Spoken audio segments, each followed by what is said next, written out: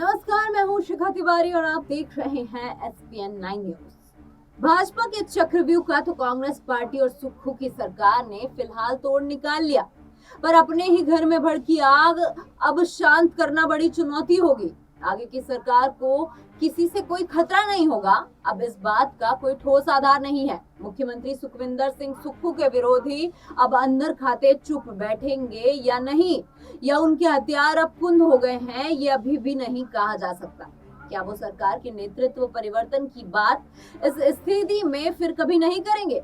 जबकि केंद्रीय नेता जयराम रमेश ने एक बयान जारी किया है कि कांग्रेस हिमाचल प्रदेश के जनमत के सम्मान के लिए कड़े फैसले लेने से हिचकिचाएगी नहीं।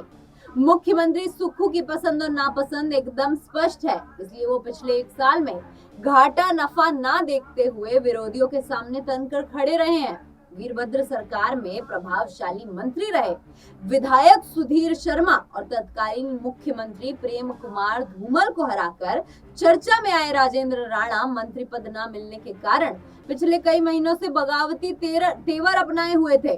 वहीं सुक्खू की सरकार को वो झटका देने के लिए पटकथा लिखने लगे। इसके संकेत वो लगातार दे रहे थे। सरकार इन दोनों नेताओं को हल्के में लेती रही। बीच बीच में तेवर बदलते लोक निर्माण मंत्री विक्रमादित्य सिंह की रणनीति भी समझ से परे हो रही थी, जिसको नादानी मानकर टाला जाता रहा, जिसका मवाद बुधवार सुबह अब फट पड़ा।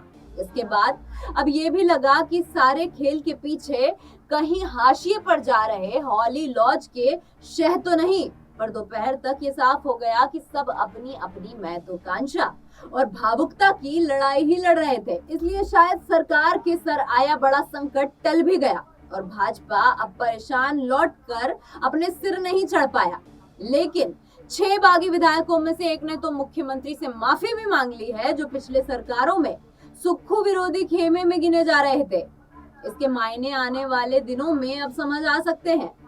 सबसे हैरत अंगेज करने वाली बात तो ये थी कि राज्य का खुफिया तंत्र भी अब घर में सुलग रही चिंगारी के खतरे को भांपने में पूरी तरीके से असफल रह गया और सरकार ये विश्वास किए रही कि सिस्टम के भीतर सब कुछ ठीक ठाक है, जिसके बाद इतना बड़ा खेल देखने को मिला।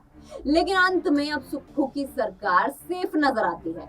तो फिलहाल इस रिपोर्ट में इतना ही। देश दुनिया की तमाम खबरों के लिए देखते रहिए एसपीएन 9 न्यूज।